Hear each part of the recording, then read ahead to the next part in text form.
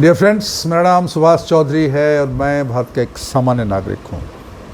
आज की वीडियो हमारे बुज़ुर्ग मित्रों के लिए है, दोस्तों के लिए है।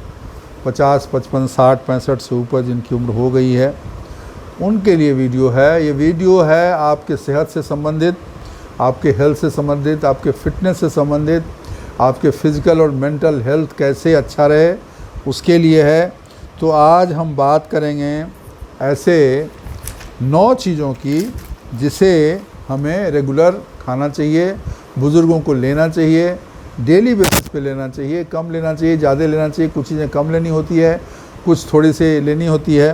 तो ये 9 चीज़ें आप ज़रूर लें।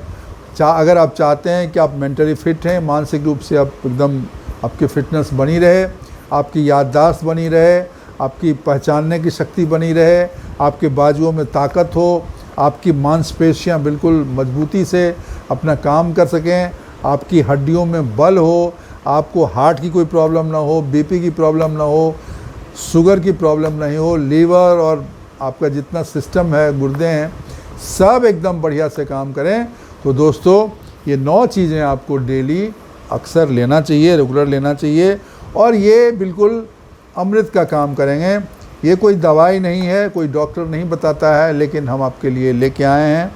इस पर रिसर्च करके इन चीज़ों के बारे में जानकारी लेके आए हैं। और अगर ये चीज़ें आपके भोजन में शामिल हैं, अगर आप इन्हें लेते हैं रेगुलर बेसिस पे, तो इसका फ़ायदा आप खुद ही देखेंगे कि आप फिट रहेंगे, आपका फिज़िकल और मेंटल फिटनेस बिल्कुल बना रहेगा और आपकी लंबी उम्र रहेगी, स्वस्थ रहेंगे, प्रसन्न रहेंगे, हैप्पी रहेंगे। बहुत महंगी चीज़ें नहीं हैं, थोड़ी बहुत ड्राई फ्रूट्स भी हैं इसमें, लेकिन इतना भी महंगा नहीं है। एक आदमी कितना खाएगा, ये सब चीज़ें थोड़ा कम ही खाया जाता है। बाकी अधिकतर चीज़ें वो हैं जो हम आपके किचन में ही रहती है और सर्वत्र सुलभ है, कहीं भी आसानी से मिल जाता है और ऐसा कोई महंगा भी नहीं है, बिल्कुल इकोनॉमिकल है। तो दोस्तों, ऐसी 8-9 चीज़ों की बात हम करेंगे जिसको आपको अपने भोजन में रेगुलर बेसिस पे शामिल करेंगे। आपको महीने भर के अंदर इसका फ़ायदा आपको दिखने लगेगा, आपको फिटनेस फील होने लगेगा, आपकी ताकत बढ़ गई हो आपको महसूस होने लगेगा, आप मेंटली और फिज़िकली ज़्यादा मजबूत हो गए हैं, स्ट्रॉन्ग हो गए हैं, ये आपको अंदर से महसूस होगा। तो दोस्तों, आज हम बात करते हैं ऐसे 8-9 चीज़ों की। सबसे पहली चीज़ बादाम। बादाम बोलते हैं दिमाग की दवा है, दिमाग का खाना है वो, ठीक है। तो बादाम को क्या करना है, रात में 4-5 बादाम पानी में भीगने के लिए छोड़ दीजिए। ज़्यादा नहीं करना, 4 या 5 रख दीजिए। सुबह वो तक वो फूल जाएगा, पानी में बिल्कुल भीग के छिलका हटा के उसको खा जाइए, चबा चबा के खा जाइए, ठीक है। बादाम में होता है विटामिन ई, जो आपके स्किन को एकदम बढ़िया चमकदार रखता है। तो आपका चेहरा शाइन करेगा, आपकी स्किन की कोई प्रॉब्लम नहीं होगी, आप एकदम स्मार्ट और हैंडसम दिखेंगे, ठीक है। इसके अलावा बाल आपके झड़ने कम हो जाएंगे। बाल झड़ गए हो तो झड़ गए, लेकिन जो बाल हैं वो रहेंगे, टिके रहेंगे और उनकी शाइनिंग आएगी। जिनके बाल हैं उनके बाल जो है सो एकदम बने रहेंगे। दिमाग के उम्र बढ़ने की प्रक्रिया को धीमा कर देता है। जो मेन चीज़ है बादाम का, उसका फ़ायदा ये है कि ब्रेन का जो फंक्शनिंग है वो इम्प्रूव हो जाता है। मतलब जैसे भूलने की प्रॉब्लम होती है, ओल्ड एज में होता है, वो आपका धीमा हो जाएगा, आप कम भूलेंगे। पहचानने की शक्ति है वो आपकी बनी रहेगी, ठीक है। तो क्योंकि बादाम खाने से दिमाग में रक्त संचार, ब्लड सर्कुलेशन बेहतर होता है और इससे आपकी याददाश्त इम्प्रूव हो जाती है। पहली चीज़ हो गई बादाम। दूसरी चीज़ है दाल। दाल हर घर में बनती है, अरहर की दाल बने, चाहे मूंग की दाल बने या मसूर की दाल बने, दाल आपको ज़रूर लेना चाहिए क्योंकि दाल में होता है प्रोटीन, और प्रोटीन ओल्ड एज में बहुत ज़रूरी है। मांसपेशियों को मजबूती देने के लिए, हड्डियों की मजबूती देने के लिए, ओवरऑल बेहतर रहने के लिए, फिटनेस के लिए प्रोटीन बहुत ही इम्पोर्टेंट कंपोनेंट है। तो आपको प्रोटीन जो है ना दाल में मिलता है, और दाल का प्रोटीन जो है आपको पैसे भी कम लगते हैं। दाल कितना थोड़ा सा खाते हैं, उसका जो प्रोटीन है आपके लिए काफ़ी रहेगा। तो दाल जो है ना, आप इसको ज़रूर लीजिए। ये आपके बॉडी के रिपेयर सिस्टम को इम्प्रूव करता है, ठीक है ना। मतलब आपके शरीर में रोग प्रतिरोधक शक्ति को बढ़ाता है, बीमारियों से हमले से आपको बचाता है। और इसमें जैसे मूंग और मसूर में प्रोटीन बहुत ज़्यादा मात्रा में है, और ये पचने में भी, मूंग तो एज ए दवा ही, जितना बीमार आदमी होता है, हम लोग छोटे थे गांव में, बच्चे थे, तो बुखार लगता था तो 5-7 दिन ऐसे भूखे पड़े रहते थे। जब बुखार ठीक हो जाता था तो मूंग की दाल, पतली दाल और रोटी ये खाने को मिलती थी शाम को, पूरा दिन जब बुखार नहीं रहता था तब। तो मूंग में प्रोटीन बहुत होता है, तो मूंग और ये मसूर ये ज़रूर लें। दूसरी भी चीज़ें ले सकते हैं, अरहर का भी ले सकते हैं, बाकी दाल भी ले सकते हैं, लेकिन ये जो है ना पचने में थोड़ा आराम रहता है, मूंग ज़्यादा आराम रहता है। और इनमें रहता है एमिनो एसिड जो शरीर की मांसपेशियां बनाने में मदद करती हैं, और ये सुपाच्य भी है। 2 चीज़ें हो गई। तीसरी चीज़ तिल, तिल का लड्डू, ठीक है, आप खाते हैं ना, तिला संक्रांति होता है उसमें तिल का लड्डू लोग खाते हैं, ठीक है ना। और फिर 14 जनवरी को होता है तिल संक्रांति, उसमें लोग खाते हैं। हार्ट के लिए और बोन के लिए तिल जो है बहुत ही अच्छा है, ये बहुत उपयोगी है क्योंकि इसको मजबूती देता है।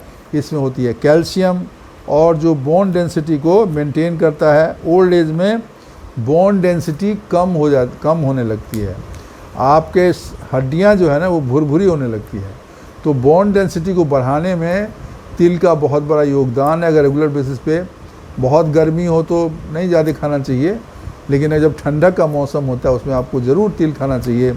तिल के लड्डू बनते हैं, तिल का तिलकुट बनता है, और तिल के और भी चीज़ें हैं जो बनती हैं, ठीक। अगर शुगर की प्रॉब्लम हो तो शुगर वाला तिल ना लें, लेकिन अगर नहीं है तो भी चीनी वाला मत लें आप। ये गुड़ का भी आता है तिल में मिला के वो खा सकते हैं, और तिल को अन्य रूप में भी बहुत लोग खाते हैं। तो तिल जो है वो बहुत अच्छी चीज़ है। इसमें बोन डेंसिटी आपको जैसे मैंने बताया ये इम्प्रूव हो जाता है, और इसके बढ़ने से उनको मजबूती मिलती है। इसमें मैग्नीशियम भी होता है और फॉस्फोरस भी होता है। मैग्नीशियम और फॉस्फोरस की कमी ओल्ड एज में होने का डर बना रहता है, वो कमी आपकी दूर हो जाएगी, ठीक है। तो इसमें हेल्दी फैट्स भी होता है जो आपके हार्ट को मजबूत करता है। तिल ज़रूर लें, ज़्यादा नहीं लेना होता है, थोड़ा सा कभी ले लिया, या जब तिल का मौसम रहता है उसमें में जैसा होता है वैसे आप ले लें। चौथी चीज़ है, बहुत अच्छी चीज़ है, वो है दही, जो प्रोबायोटिक होता है। प्रोबायोटिक मतलब आपके पाचन तंत्र को इम्प्रूव करता है, मतलब डाइजेशन आपका इम्प्रूव हो जाता है। तो प्रोबायोटिक होने से आपका डाइजेशन इम्प्रूव हो जाता है, और आपको गैस की प्रॉब्लम या पेट फूलना या अपच ये समस्याएं आपको नहीं, कब्ज है ये आपको नहीं होगी। तो इसमें दही फ़ायदा करता है। दही में होता है कैल्शियम और विटामिन B12, जो ओल्ड एज में इसकी कमी अक्सर होती है। विटामिन B12 की कमी से तो आदमी को मेंटल फॉगीनेस आने लगता है, वो चल नहीं पाता। बहुत ओल्ड अगर आदमी हो गया 75 साल का, और B12 की अगर कमी हो गई तो उसको चक्कर आने लगते हैं, वो ठीक से चल भी नहीं पाता है। विटामिन B12 की ये तकलीफ़ है। और अगर कैल्शियम की कमी हो गई तो फिर हड्डियाँ कमज़ोर हो जाएंगी, हड्डियाँ भुरभुरी हो जाएंगी, ज़रा सा चोट लगा गिर गए तो हड्डी ही टूट जाएगी। तो इसलिए दही खाना ज़रूरी है। तो दिमाग के लिए और हड्डियों के लिए, दोनों के लिए ज़रूरी है, ठीक है, और इसे ज़रूर खाना चाहिए। लेकिन अगर आपको खांसी है, कफ है, घुटने में दर्द है, उसमें आप ये न लें, क्योंकि उसमें ये नुकसान हो सकता है, क्योंकि इसकी प्रकृति ठंडी होती है, और ये ठंडी चीज़ें आपके घुटने के दर्द में या इस तरह की खांसी में नुकसानदेह होती है। तो लेकिन अगर वो नहीं है तो आप इसको निरापद है लेना। 5वीं चीज़ है सूखी अंजीर। रात में 1 या 2 अंजीर आप पानी में फूलने के लिए डाल दीजिए, और सुबह उसको खा लीजिए। इसके खाने से शरीर में कमज़ोरी, चक्कर आना, लो ब्लड प्रेशर, थकान आदि की समस्याएं आपको नहीं होगी। अंजीर में होता है फाइबर, जो आपके डाइजेस्टिव सिस्टम को इम्प्रूव करता है और कब्ज़ की प्रॉब्लम दूर करता है। इसमें उपलब्ध आयरन बुज़ुर्गों में हेमोग्लोबिन की कमी दूर करता है। ओल्ड एज में आप ये भी देखेंगे अक्सर कि खून में हेमोग्लोबिन की कमी हो जाती है, ठीक है। हेमोग्लोबिन आदमी का 15-16, 14-15-16 रहता है, बट वो घट के हो जाता है 12-13 बहुत बार।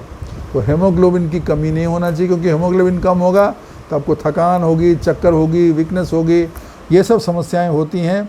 तो आपको हेमोग्लोबिन की कमी दूर करती है। अगर आप अंजीर लेते हैं तो अंजीर इसलिए आपको ज़रूर है कि आप खाएं। सांस फूलने में इसको फ़ायदा होता है और इसका भिगाया हुआ अंजीर ज़्यादा फ़ायदेमंद होता है। इसके लिए जैसे मैंने बोला, पानी में थोड़ा भिगा के उसके बाद आप खाएंगे तो अच्छा रहेगा। छठी चीज़ है अखरोट, वॉलनट। ये ब्रेन फूड है, क्योंकि इसका शकल भी ब्रेन जैसा होता है। अखरोट को आप देखेंगे ना तो वो ब्रेन जैसा उसका शेप होता है, और ये ब्रेन को, दिमाग को बहुत तेज़ कर देता है, दिमाग के लिए बहुत ज़रूरी होता है।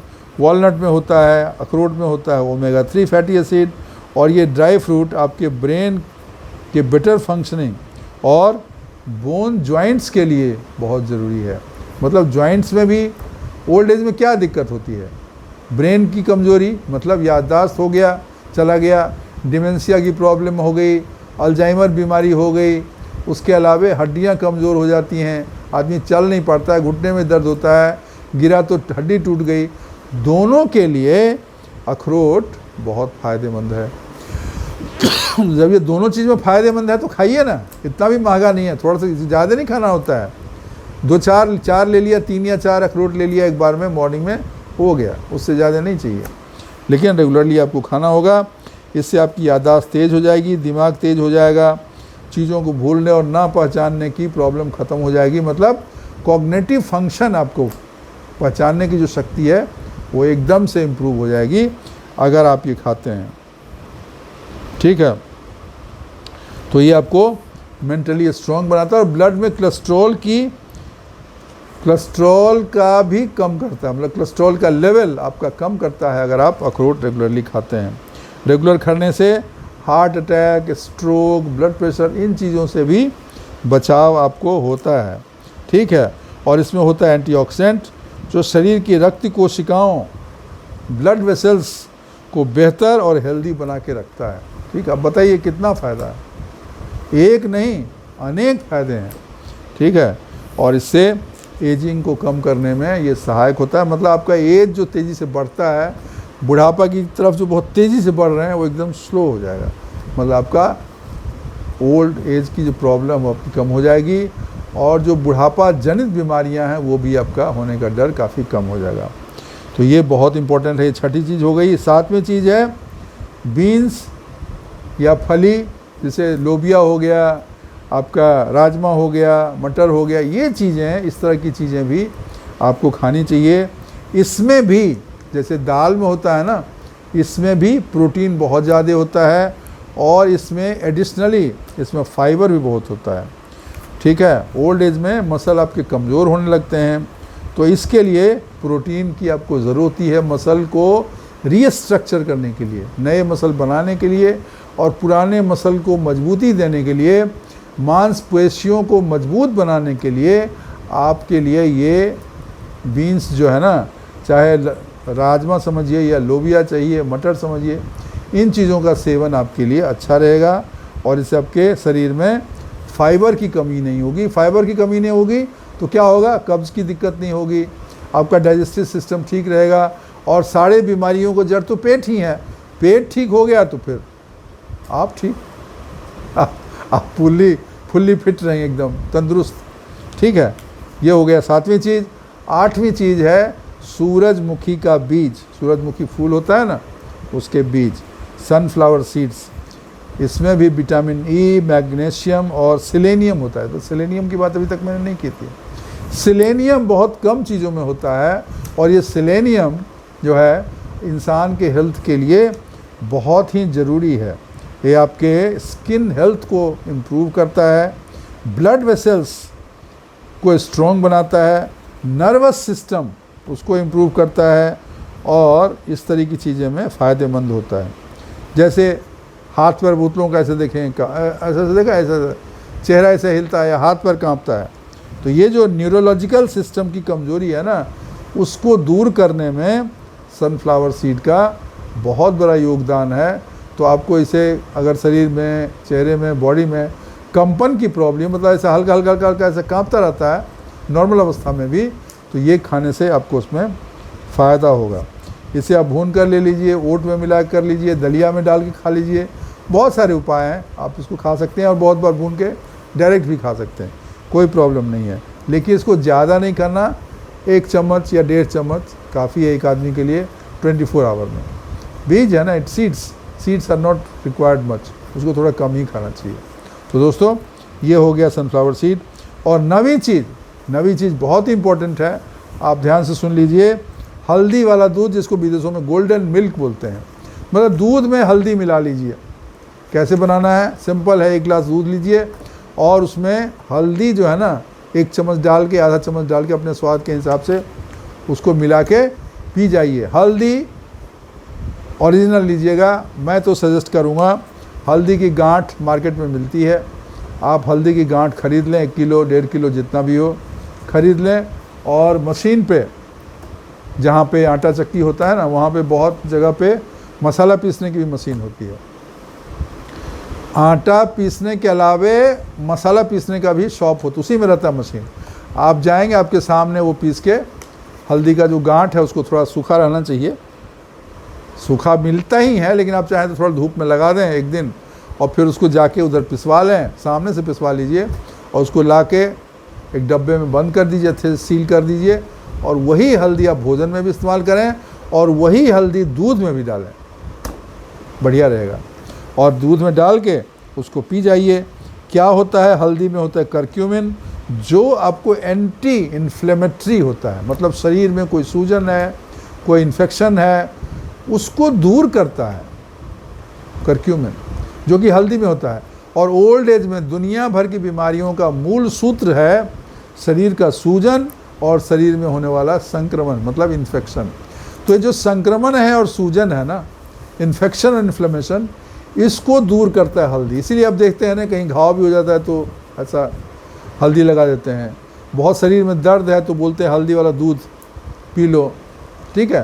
तो इससे आपको ये फ़ायदा होगा और दूध का जो फ़ायदा है वो तो आपको मिलेगा ही। तो इससे आपको जॉइंट पेन, इन्फ्लेमेशन और इन्फेक्शन को दूर करने में मदद होती है। इसमें एक और चीज़ है, अगर आप उसमें हल्दी दूध में 1 चुटकी काली मिर्च का पाउडर मिला के अगर पी लेते हैं तो और भी फ़ायदा हो जाएगा, क्योंकि काली मिर्च मिलाने से हल्दी दूध का फ़ायदा बढ़ जाता है। बिकॉज शरीर में जो हल्दी का एब्जॉर्प्शन है वो बहुत अच्छा हो जाता है और आपको फ़ायदा 10 गुना ज़्यादा होगा अगर उसमें आपने थोड़ी सी काली मिर्च हल्का सा 1 चुटकी डाल के मिला के पी लीजिए। तो दोस्तों ये चीज़ें जो है ना, इससे आपको शरीर में, बॉडी में पेन भी कम हो जाएगा, नींद अच्छी आएगी, घुटने में दर्द है वो ठीक हो जाएगा, मतलब समझिए फ़ायदा ही फ़ायदा। तो ये 8-9 चीज़ें जो हमने बताई, उसे अपने भोजन में अगर बुज़ुर्ग शामिल करेंगे तो उनका सेहत बिल्कुल बढ़िया रहेगा, उनकी फिटनेस बनी रहेगी, वो बिल्कुल फिट रहेंगे, चलते फिरते रहेंगे, दौड़ते रहेंगे और चेहरे पर शाइनिंग भी रहेगी, दिमाग भी सही रहेगा, याददाश्त भी सही रहेगा। मतलब इतने फ़ायदे जिसका कुछ बखान नहीं कर सकते। तो दोस्तों एक बार फिर से बोल देता हूँ, जाने से पहले भीगे हुए बादाम, दाल, तिल, दही, सूखा अंजीर, अखरोट, बीन्स मतलब राजमा, लोबिया, मटर आदि, सनफ्लावर सीड और हल्दी वाला दूध, ये 9 चीज़ें अपने भोजन में आप ज़रूर शामिल करें। बाकी चीज़ आप खाते ही होंगे, ये 9 चीज़ें अगर आप शामिल करते हैं तो आपको बहुत फ़ायदा होगा और आपकी फ़िटनेस बरकरार रहेगी। दोस्तों वीडियो अगर अच्छी लगी हो तो उसको लाइक करिएगा, चैनल को सब्सक्राइब किया अगर नहीं किया तो।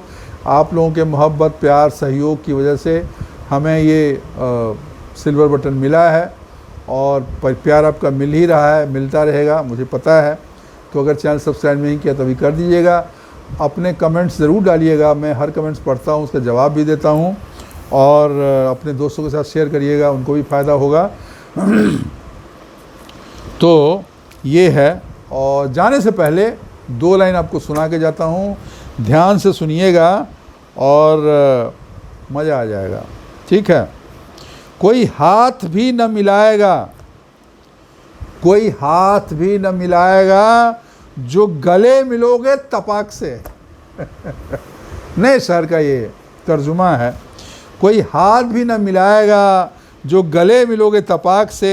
ये नए मिजाज का शहर है भाई, ये नए मिजाज का शहर है, ज़रा फासले से मिला करो। तो दोस्तों, आजकल की दुनिया में जैसे डिस्टेंसेज आ गए हैं, लोग मिलने से कतराते हैं, लोगों से बचते हैं, उसी के लिए ये शायरी है। ध्यान से सुनिएगा, एक बार फिर से बोल देता हूँ। कोई हाथ भी न मिलाएगा जो गले मिलोगे तपाक से। ये नए मिजाज का शहर है, ज़रा फासले से मिला करो। तो दोस्तों, आज के लिए बस इतना ही। थैंक यू, शुक्रिया, धन्यवाद।